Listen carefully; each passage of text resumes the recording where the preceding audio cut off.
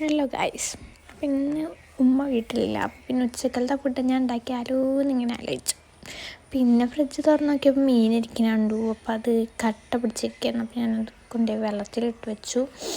And പിന്നെ വന്ന് നോക്കുമ്പോൾ ഫുൾ പാത്രം കഴുകാൻ കിടക്കുകയായിരുന്നു. അപ്പോൾ അതൊക്കെ കഴുകിയെടുത്ത് അരി കഴുകി അങ്ങനെ ഞങ്ങൾ മീൻകറി വെക്കാനുള്ള പ്ലാനിങ്ങിലാണ്. അപ്പോൾ എല്ലാ സാധനങ്ങളും കഴിഞ്ഞ് വലിയ എന്തോ കാര്യം ചെയ്യണ പോലെയാണ് മുഖത്തെ എക്സ്പ്രഷനൊക്കെ കണ്ടു കഴിഞ്ഞാൽ. അങ്ങനെ എല്ലാതും അരിഞ്ഞിട്ടു. അത് കഴിഞ്ഞിട്ട് അതിലേക്ക് വേണ്ട സാധനങ്ങളൊക്കെ പിന്നെയും ബാക്കിയുള്ളതൊക്കെ ഇട്ടു. മീൻകറിയൊക്കെ വെക്കാനറിയാം കേട്ടോ.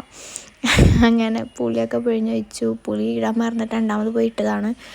അങ്ങനെ പുളിയൊക്കെ പിഴിഞ്ഞ് വെച്ച് പിന്നെ മീനാണ് കട്ട പിടിച്ച കാരണം അങ്ങനെ മെല്ലെ മെല്ലെ ഇടാൻ പറ്റുന്നുണ്ടായിരുന്നുള്ളൂ. അങ്ങനെ ഫുൾ മീനുകളും ഇട്ട് കഴിഞ്ഞിട്ട് ഗ്യാസ്മോണ്ട് വെച്ച് കറി ആയി. ലാസ്റ്റ് ഞാൻ കുറച്ച് വെളിച്ചെണ്ണ കൂടി ഒഴിച്ചു കേട്ടോ.